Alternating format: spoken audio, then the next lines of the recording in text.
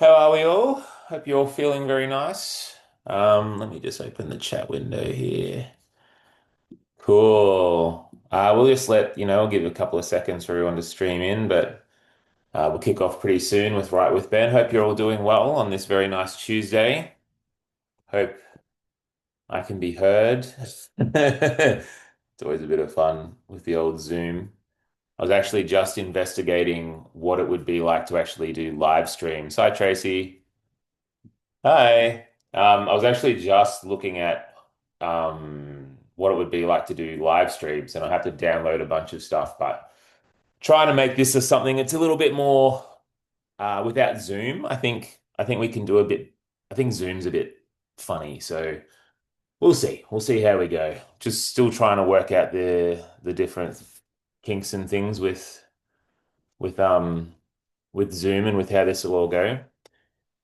But welcome to session two. Tonight, I thought we'd go through a little bit of a lesson in a few little tips and tricks and stuff that I have. But if you want to just say hi in the chat, and if you have any questions at all, feel free to type them up. I think I've disabled audio at the moment, but just I guess let me know if that's something that you'd like. But I thought I'd sort of take the reins a little bit. Yeah, Tracy, would you like audio or do you want to just type? You want audio? Okay, give me a sec. I think I know how to do this. I think you should be able to unmute yourself now. Have a go. Oh, there we go. Hey Ben, Ah. happy to use the chat, but it looks like it's disabled. Oh, So how do I yeah, change that? as soon Uh, as you here we go. I think I've figured it out. oh, See if it'll we'll work kick off. All now. right. Thanks, Tracy. That's awesome. Yeah, so yeah, thank you. This is stuff I'm still learning. I was looking at Twitch and seeing whether or not I can actually run a Twitch live stream. Thanks for helping me with that, Tracy. As always, you're a very awesome person. Um, I just finished parent-teacher interviews, I think at like 6, and I've come straight home from work and then got a little treat, a little whiskey treat to see off the evening. So it was all fun on a Tuesday, Tuesday night. I see Paul. Very nice. Yeah, we had Pizza Hut for dinner too, so it's a real let loose kind of Tuesday night. Um, yeah. Hope you're all good. Hi, Linda. Hi, Sarah. Hi, Kelly.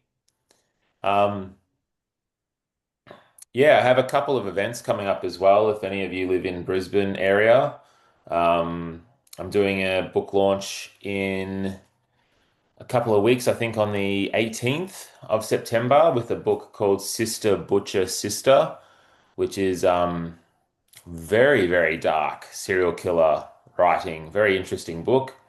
But that's a debut, so I'm helping launch that. And then there's another thing I'm doing later on. Um, about the Bad Crime Writers Festival in Brisbane, and then I'm doing the new Benjamin Stevenson as well. I'm launching his book in on the Gold Coast, so it'll be really fun. And then Harvey Bay, I've got coming up, Lines in the Sand, which will be in October. So I've got a few things coming up. If you're in Queensland at all, yeah, would love to actually see everyone in person. Hi, Amanda. Hi, Jasmine. Thanks for being a part of this. Oh, Tracy, and he's a lovely guy too. I've interviewed him a few times, and I essentially always put my hand up to interview him so I can have an excuse to read his books as part of my job. Um, really fun guy, lovely to talk to, but I love those books so much. They're so fun, just amazing. Yeah, and the way he sort of thinks about it. I just got the new Chris Hammer in the mail as well. They just sent me an advanced copy of the new one, which I'm excited about. Martin Scarsden's back, which is pretty cool. I'm not sure I'm interviewing Chris this year. I'm sure I probably will. I tend to. Yeah, life of a very busy high school teacher slash author, it's sort of burning the candle at both ends. I mean, literally the candle, hang on. Burn the candle at both ends. This is my writing candle. You've got to get that cinnamon flavor. It smells like cookies in here. Got to set yourself up well. Um, If you guys have any questions, I'm very happy to be diverted off sort of what I'm aiming at. If you have any questions at all, you know me, very open book. Love to chat. I thought I might run it a little bit quicker tonight. I think Zoom normally caps off at 40 minutes, so we might call it at 40 tonight just to let me knock off. But I'm always happy to answer things on email as well. I know a lot of you have been emailing me, which is very kind of you as well. I like getting emails. Yeah, but let's have a look at what we're going through tonight. I think if I do this, this will be the best way to do this. All right. Hopefully you can all see the screen. I've got the chat window over here, which is helpful for me. Please type if you have any questions. There's just a few little slides here that I want to go through with all of you. Essentially, I thought the way we'll work this is one, me being super happy being diverted off the main agenda by questions, because I just think they're really fun, and I think you guys like asking questions and getting answers, so I'm happy to do that. But two, I thought I would have a couple of things to just go through. I don't know, as a writer, I feel like you kind of end up being a bit of a magpie, sort of taking little tidbits here and there that really become formative with the way you think about your craft. And there's certainly some things that I've taken, and there's certainly some things I've also just shrugged off as not being important to me. I thought I would just offer to all of you stuff that I find super helpful. So hopefully this is interesting to you, and hopefully it's helpful to you in your writing journeys. All right, so this essentially comes from the mind, and I think I've got him highlighted here as well. The mind of Aaron Sorkin. I think one of the first things that my wife and I really bonded over was our mutual love of The West Wing. Um, And Aaron Sorkin, I think, has fallen off as far as a little bit of his quality. I haven't watched the last few things he's done, but consistently, what I find is he's a really, really good writer, and especially when he couples himself with fantastic film directors, he seems to have this really intrinsic understanding of how story operates. And he's very well known for his dialogue. So if you don't know who he is, he wrote the screenplay for The West Wing and The Newsroom, which was sort of his two big TV shows. He also did one called Studio 60, which not so many people liked. Probably most famous for A Few Good Men, which really put him on the map. And then he did The American President, and he did Social Network, which I'm not sure if he won an Oscar or not, but I think he might have. I think it was director as well, David Fincher. Anyway. I'm a big, big fan. Um, so when I was first learning the craft, I used to listen to this podcast all the time called The Q&A with Jeff Goldsmith. And he would go in and interview screenwriters. And I'm not sure why, but I've always thought very filmically about stories and about novel writing and structure, especially. Structure we'll get to as well. I get a bit funny about structure. I don't know why. Anyway, we'll get to that. Um, But he came up with this idea of something he likes to call intention and obstacle.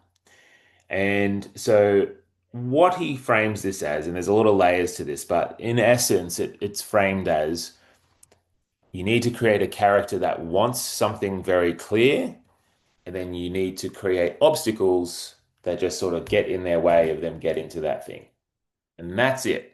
That's essentially what every sort of part of drama boils down to.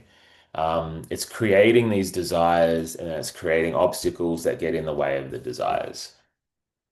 Now, you can boil it down to something very simple, so sort of on a plot level.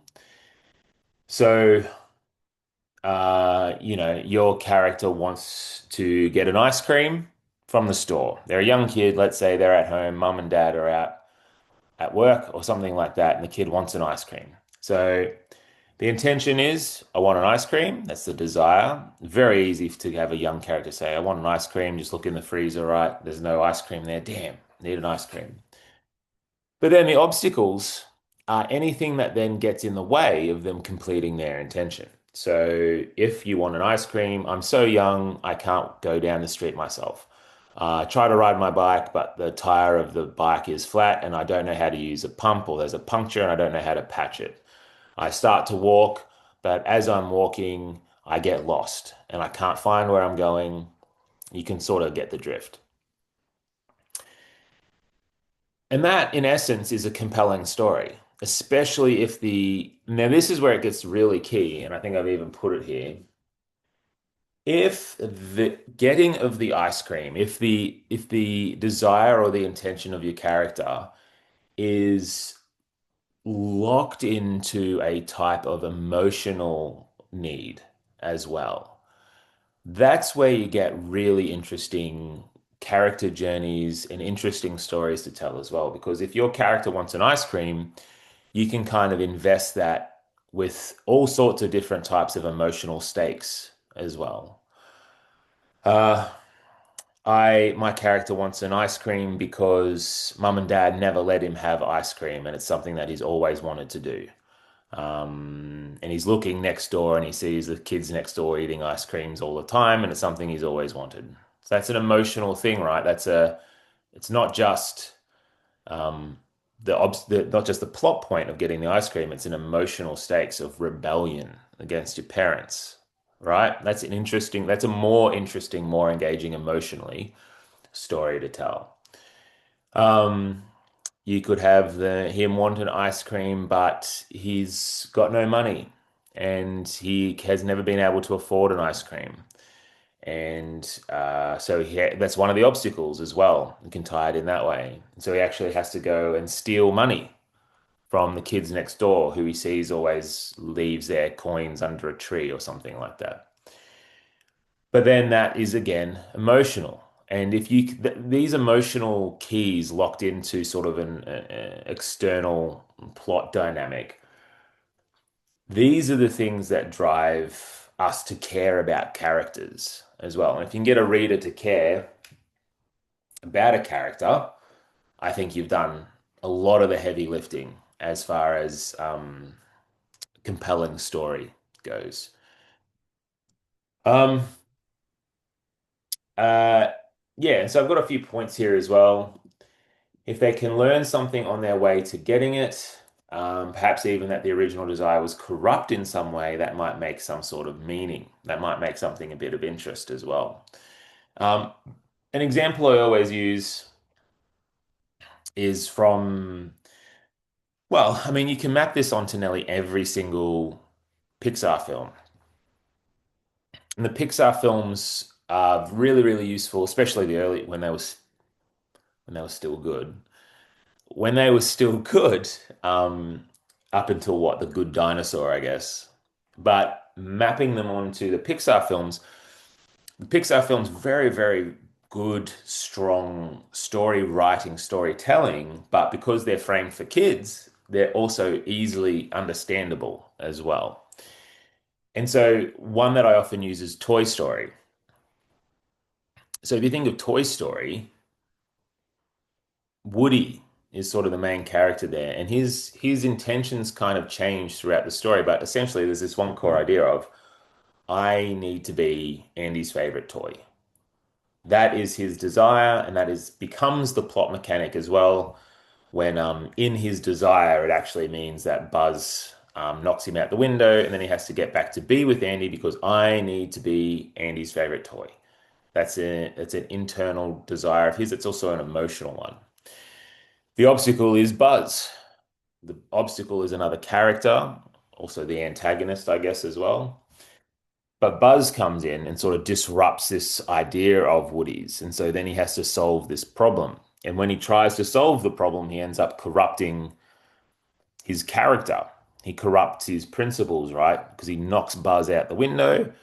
Buzz goes flying. The toys then knock Woody out as kind of retribution. And then the whole story is about him coming back to be Andy's favorite toy. And what's really interesting with this is is that original emotional intention is kind of corrupt. It's selfish. There's a moral principle there, right? Like it's a selfish desire to be, I'm the favorite. No one else is allowed to be the favorite. It's mine. It's mine. He's being greedy, right? He's holding on to sort of a type of identity that might be not his anymore, you know? Andy gets a choice in this as well, doesn't he? And so then the story becomes about him sort of letting go of that desire or morphing it into a new one, which was not, I'm Andy's favorite toy. It's that I need to be there to support Andy, even if he wants something that I don't want, which I think is a more profound story beat there too. The thing with all this stuff is too, how much of this stuff went through the Pixar screenwriters' minds as they wrote? I think some of it. I think some of it, I'm not sure all of it. I think sometimes we can get a bit, in retrospect, analytical about stories. But I think if we look back at it, you can analyze it and you can look at these internal versus external obstacles. Um, yeah, and you can think about all different sorts of that. I think the other one that always springs to mind is Monsters University as well, where Mike's desire is, I'm going to be the world's greatest scarer. But the story becomes less about him facing that obstacle. It is a lot about that. And then eventually he sort of realizes that that's not really where he's best suited. And then it's about letting go of the desire. Or it can be about achieving it. Getting the ice cream, also good. It's also interesting if you take that possibility. Imagine the kid gets the ice cream, the kid who's too poor to afford one. And then on the way home, he runs into another kid who he knows from the neighborhood who also can't afford an ice cream. He decides to share. Things like that. Complications, I think, are much more interesting than. That's why I think I'll say it. I don't think Superman's a very good character. I haven't seen the new one. Correct me if I'm wrong. Maybe the new one's really good. My kid said it was good. I haven't seen it yet. I like James Gunn. But Superman's boring, I think, because it's so uncomplicated. I am the most powerful thing in the world. Nothing can corrupt me. Yeah, exactly. Tracy, thank you. Exactly.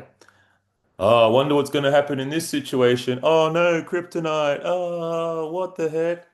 I never would have thought of there would be kryptonite, my one weakness. I don't know. I find complexity really, really compelling. Um, Writing stories that add complexity without alienating people, though, that is an art. I'm not sure. Not sure I'm necessarily good at it. Um, any questions on this while we're here? Hopefully that was understandable. Sorry if I spoke too quickly. Any questions or comments or thumbs up you like this?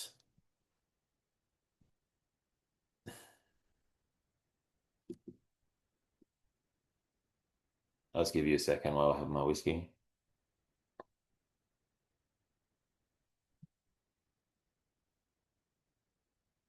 Okay, sorry, I just came back to the window here. I see a lot of thumbs up. Um, Hopefully that's useful too. Like hopefully that's something that you can even use in your stories. And something that always strikes me is that um, you can't say it in a real upfront way, but you have to. I mean, we'll get into this perhaps a bit tonight, but like this whole idea of showing what they want, showing what your character desires through their actions, through what they say. Because you think about Woody, he never says, I need to be Andy's favorite toy, but I mean, he kind of does. Um, Actually, I see if I've got that. Let me just go through my examples. I think it's from, hmm, here. All right. So I'll show you from the very first scene in The Death of John Lacey, so a book that I wrote. So this is well, there's another little um what's it called? A denouement, the way you sort of show the ending at the start. So I have that, but then the real first scene is this. Um, and so with this, and I can read a little bit to you, but hopefully it's really plain to see what each of these characters wants as I introduce them, right? And even if you're not super clear about it, you can sense they want something, all right? In all his young life, Ernst had only known their farm. His mother would often tell him stories about the life she had led back in Scotland, but all Ernst could do was nod, hoping his mother wouldn't notice he didn't share her longing. They had come so far inland when they'd first settled on their land that Ernst had never even seen the ocean. He had been just a babe when they'd made the journey. His mother promised him they'd go and see it as she swept her hand in front of her, bidding his eyes follow her gaze to her imagined waves, the sloshing blue she painted for him with her words. We'll travel back that way someday and you'll see it, she'd say. We'll travel back over it back home. He'd nod and smile. It's so dark, the blue. So, I mean, it's literally the first thing I'm doing with the mother character. It's the very first thing I'm doing is she's lonely. That's the first thing. I didn't really realize that I'd done that. At the same time, I do because this, again, when you get these things internalized, it just becomes a part of your practice. It becomes almost a natural thing, right? It's the same way with like a football player practicing their kicking. It just becomes second nature eventually to do these things. And so that's the mother firmly established as what she wants, at least to a point. And then with Ernst, he'd nestle into her and try to tell her with his body they were home already. There wasn't any need for them to leave, but she was a hungry bird, never satisfied with the feed right in front of her. He knew it had been something for his blah blah blah. And this is detail about this is a little exposition dump which I'm doing here. But then his mother, though, would quietly grumble when she thought he couldn't hear about the small size of the home, the large distance from the town, or the poor quality of the build, running her hands over the rough wood, latching the door closed with rope and nails, whispering about the need for a handle. But Ernst admired his father, that his father had made anything at all. She would look out the window as she spoke of the ocean, or she would look at the painting of the hills of Scotland his father had hung above the fireplace, and her eyes would go distance like she had drowned in a memory. For the remainder of the day, she would not be wrenched out until his father returned. Um, Maybe it's a little less obvious there, but it's sort of in this little section. Um, he essentially, at least in this moment, he wants his mum to be satisfied with what she has. He wants his mum to feel at peace and at home. And I think he almost feels a little bit protective of her in this as well, and wants to help his mum, but he feels, I think, disquieted that she is unhappy, right? So I'm beginning to create these desires. And so he wants his mum to be happy and she wants to go back home and then introduce the father. But embedding your writing with these types of intentions, emotional and then physical as well. Um, so I think the mum's lonely, but she manifests it with a physical, I want to go back home to Scotland. I want to go. That's a plot element, but sort of it's masquerading or it's the mask on top of the emotional currents underneath. Um, does that make sense? We're happy with that example? I think I have another one as well.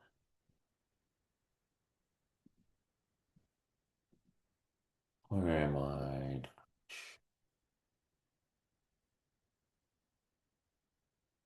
All right.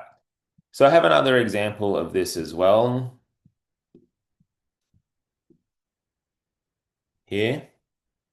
Um, so this is from a short story called A Sound of Thunder by Ray Bradbury. I think, uh, for my money, one of the greatest ever writing of a Tyrannosaurus Rex description that I've ever read is in this story. Um, but for those of you who watch The Simpsons, essentially it's that Halloween episode where Homer gets back sent back in time with his toaster.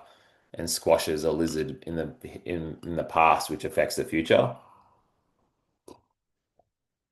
It was essentially where the popularization of the term the butterfly effect came from, was this story.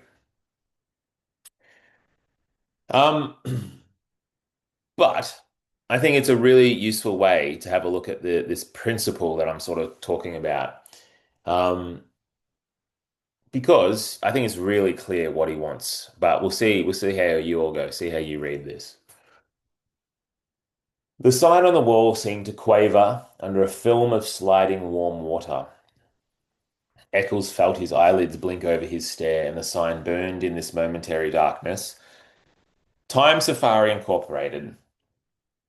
Safaris to any year in the past. You name the animal, we take you there, and you shoot it.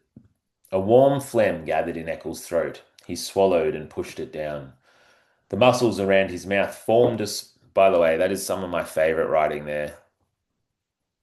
How can you how can you suggest nervous energy, right? The muscles around his mouth formed a smile. Not he smiled. As he put his, like it accidentally happened. You know, he had no intention to smile, but he just did it because out of habit or something. As he put his hand slowly out upon the air, and in that hand waved a check for $10,000 to the man behind the desk. Does this safari guarantee I come back alive? We guarantee nothing, said the official, except the dinosaurs. He turned. This is Mr. Travis, your safari guide in the past. He'll tell you what and where to shoot. If he says no shooting, no shooting. If you disobey instructions, there's a stiff penalty of another $10,000 plus possible government action on your return. So, what would you all say? What is, first of all, let's go the external plot desire here. What is the external desire of Eccles here? Just type in the chat if you have an idea.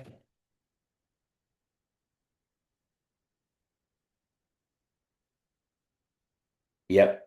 He definitely wants adventure. I think there's a more specific plot thing here, which adds to the complication. Tracy, with safety. Yeah, Ash, to see a dinosaur and come back alive. Yes, there's a little bit more to it. He does want domination. See, now you're tying it in with emotion, because that's true. He does want to dominate. And why does he want to dominate, Tracy? Because you're sort of getting into the internal thing here.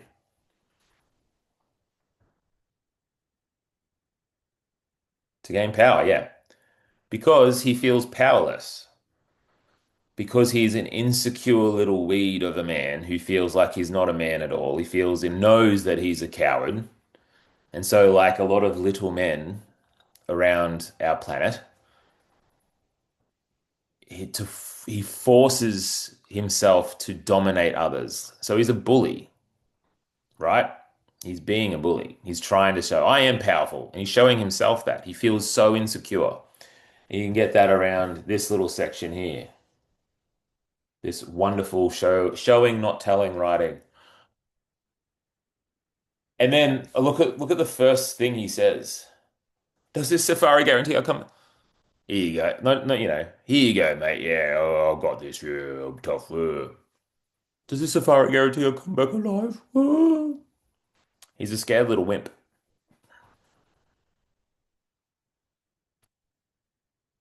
Um, but the plot is he wants to kill a dinosaur. He wants to murder. He wants to kill a dinosaur. He wants to do the toughest thing that he can think of, which is to kill a dinosaur. And so that the whole time safari, the science fiction traveling, the butterfly effect, all that stuff is great. But if Ray Bradbury just wrote a story about that stuff with no insight into what it means to be a human, I think it wouldn't be as effective. But he does. He writes about this guy who's so nervous about it. And then the rest of the story is hinging on this idea. Now, do we want him to succeed? And I actually don't think we do. I think we think immediately, I don't know how you've all read that, but I immediately go, ugh, like I don't like this guy. A, I think we're just conditioned to not like people shooting animals in stories regardless. But B, he doesn't seem honest, does he? Doesn't seem to know himself. So this is intention and obstacle, right? I want to kill a dinosaur. What's in the way? It's really hard. T-Rexes are huge. It's free. It's on the internet for free, Kelly. It's out of copyright, so it is worth reading, honestly. It's a cool story. It's about the butterfly effect and small changes in history. It's pretty cool setup for a 19, I think it's a 1962 story, so it's pretty cool. Um, so yeah, he wants to kill a dinosaur. Killing dinosaurs hard. Time travel is difficult, believe it or not. But then the internal thing is, I want to feel like a man, and then so the plot obstacles thwart that as well, you know. And so, the healthy end to that story would be him seeing the T-Rex and seeing the majesty of this beautiful creature of God's creation. I can't attack it, and I don't need to attack it. I don't need to prove myself to anybody. And he puts the gun down. He goes back to his time travel capsule, and he comes back feeling finally like he's secure in himself. That's the healthy ending. That's not what happens in the story. But you can sort of picture that, right? Um, I think we might end there actually, if that's okay, because I've sort of got about 7 minutes left in the meeting time. And the next thing I'm sort of going to start talking about is a little bit of a different lesson. So I think we might just leave it there. But to wrap up, intention and obstacle. If you're working on a story, and it can be, by the way, too, my view on structure, this is something I mentioned earlier. My view on structure is I actually don't care. I don't care. I don't like three-act structure. I think it can be really boring. I actually really don't like writers writing to a predetermined structural event. I know it creates a sense of safety, and I know it helps, which is great. And if you love it, go for it, absolutely. But I just think it stifles creativity sometimes. But I think if you have intention and obstacle clear in your mind throughout your whole story, I think a lot of the structural things will kind of take care of themselves. Because essentially, what we're talking about is a story that pulls a reader through it versus something that's just flat, and something that has no pull, and something that has no purpose, and it just feels like scenes without arc or anything. Tension obstacle, if you can get this right, and you can do it on a micro level, so one little scene can have an intention obstacle payoff, and then you can have it on a bigger macro level, right? So the whole novel's about this. Um, and if you look at any of my books as well, I think, or I hope, that most of all of my characters have pretty clear intentions, and pretty the obstacles get thrown in their way are pretty clear as well. But you go think about your favorite books and movies and stuff like that, and think about what the characters want and how that's shown, and then maybe have a think about your own stories as well. And just you might have already done this naturally, and it might be something that you've already done or thought about, but it also might be something that you're like, oh, I could be a bit clearer on that. I could just reinvestigate your purpose. Um, got time for some questions though. If anyone's got some questions for me about tonight, feel free to shoot them through to the chat. I'm very happy to have a chat for a bit. We've got about another 5 minutes.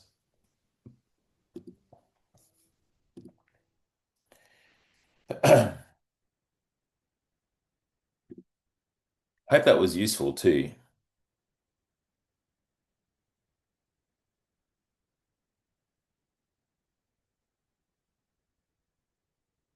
This is a great question, Linda.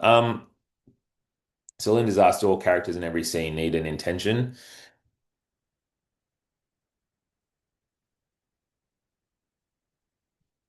I don't, th You know what? I will say, Linda, I think, yeah. I think even if it's a bit obscured, like not most characters aren't just going to say, I want to kill the T-Rex, and they're not just going to a lot of the time it's about hiding those things. But I feel like, that's an iceberg theory of Hemingway's, right? Like if you know what your character's motivations are, that's what they talk about, character motivation, right? If you know, so as an example in Lacey, like I kind of keep Edwin, the father, I kind of keep his intentions a bit close to the chest for a while. But hopefully the reader, as they're reading him, senses he's up to something there. Like you can tell he's got something. And I always have in my mind what my characters are motivated by. So yeah, I would say for your writing, I think it's really useful. Because then you have to sort of ask yourself what's the point of the character?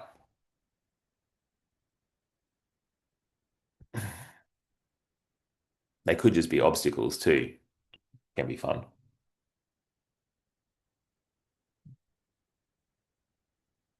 Good question.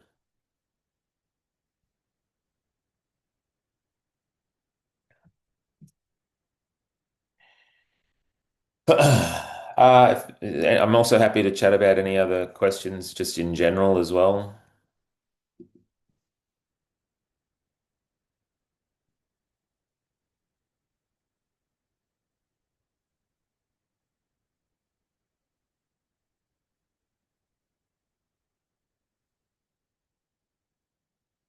Yeah, Tracy, 100%. Like, it's also where there's no progression towards it as well. Like, it's just characters just saying in the same state.